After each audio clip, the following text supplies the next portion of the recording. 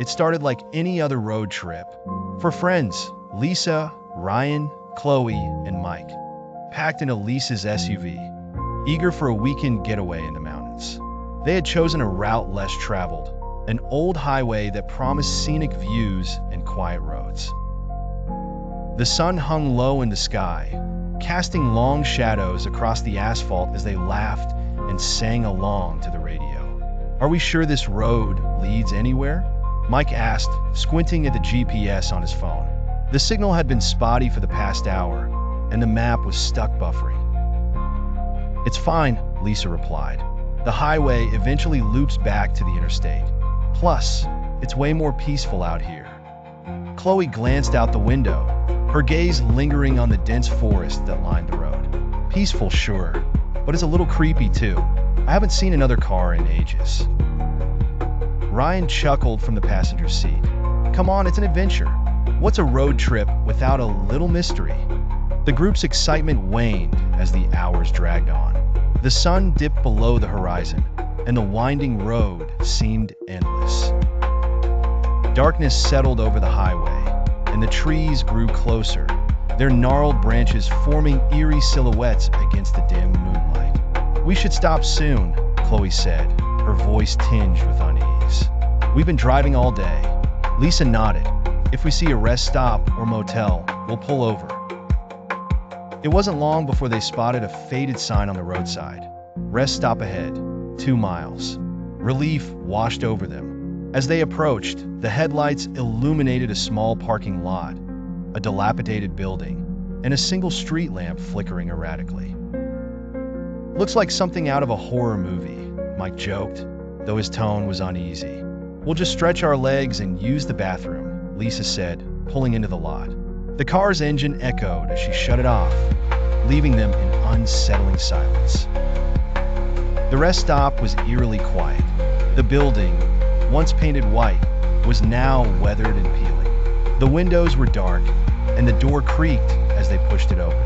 Inside, the air was stale, carrying the faint scent of mildew. A dim bulb buzzed overhead, casting a sickly yellow glow. "I'll check out the bathrooms," Chloe said, heading down a narrow hallway. Lisa followed her, leaving Ryan and Mike in the lobby. "This place gives me the creeps," Ryan muttered. He examined a bulletin board on the wall, cluttered with faded flyers and missing person posters. His stomach twisted as he noticed how old some of the posters were, decades maybe. "Hey, check this out," Mike said, pointing to a guest book on the counter. The pages were filled with names and dates, but the entries abruptly stopped in 1998. Meanwhile, Chloe and Lisa found the women's restroom. The mirrors were cracked, and the sinks were caked with grime. "Let's make this quick," Chloe said, stepping into a stall. As Lisa waited, she heard faint footsteps echoing down the hall. "Chloe, did you hear that?" she asked, her voice trembling. Chloe didn't respond. "Chloe?" Lisa's heart raced as she pushed open the stall door. It was empty. Panic set in as she ran back to the lobby. "Guys, Chloe's gone," she cried. Ryan and Mike exchanged worried glances before following her.